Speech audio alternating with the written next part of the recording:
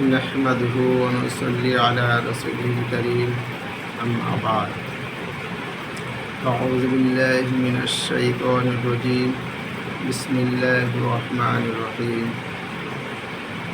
إذا نودي للصلاة من يوم الجمعة فاسعوا إلى ذكر الله صدق الله العظيم দিনদার মুত্তাকিন পরেজগার ভাই সকল, আমি আপনাদের সম্মুখে এসেছি জুমার সম্পর্কে সংক্ষিপ্ত দু চারটি কথা আলোচনার জন্য।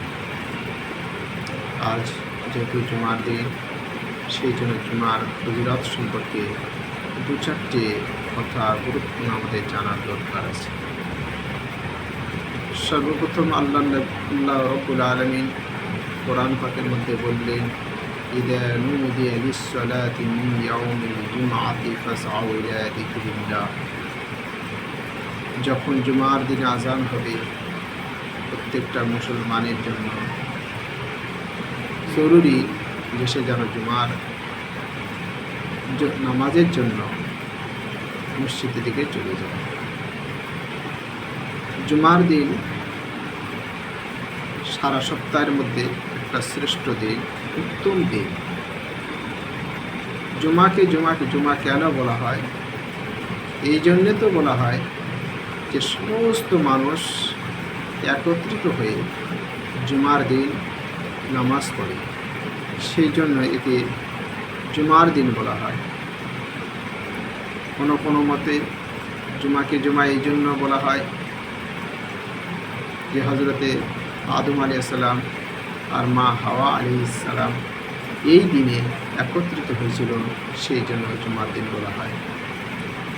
কোনো রিওয়ায়েতে আছে যে হজরতে আদম আলাইহিস সালামকে সৃষ্টি করার পরে 40 বছর পরে তারপরে এই জুমার দিনে রূহ দিয়েছিল, একত্রিত করেছিল, সেই জন্য কি জুমা বলা হয়। যাই হোক, জুমার দিন গুরুত্বপূর্ণ দিন, ইবাদতের দিন। এই দিনে আমাদের কিছু করণীয় আছে। যেমন আমাদের আজকের সকালে সূরা কাহাফের পড়া। এই দিনে সূরা কাহাফ পড়লে অনেক নেকি। সূরা কাহাফ পড়লে আল্লাহ রাব্বুল আলামিন তার দাজ্জালের ফিতনা থেকে হেফাজত করবে, এবং সে যেখান থেকে পড়বে সেই থেকে কাবা শরীফ পর্যন্ত আল্লাহ তাআলা নূরে আলোকিত করে দেয়।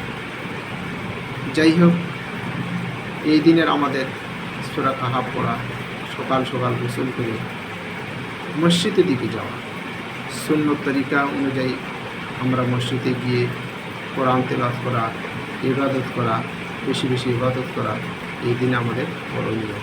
কারণ এটা একটা মূল্যবান দিন। সেজন্য আমরা সবাই চেষ্টা করব জুমার দিনে যতদূর সম্ভব তাড়াতাড়ি গোসল করে আমরা যেন মসজিদে যেতে পারি এবং সবথেকে বেশি সওয়াব হাসিল করতে পারি। আল্লাহ তাআলা আমাদের তৌফিক দান করুন। ওয়া আখিরু দাওয়ানা আলহামদুলিল্লাহি রাব্বিল আলামিন।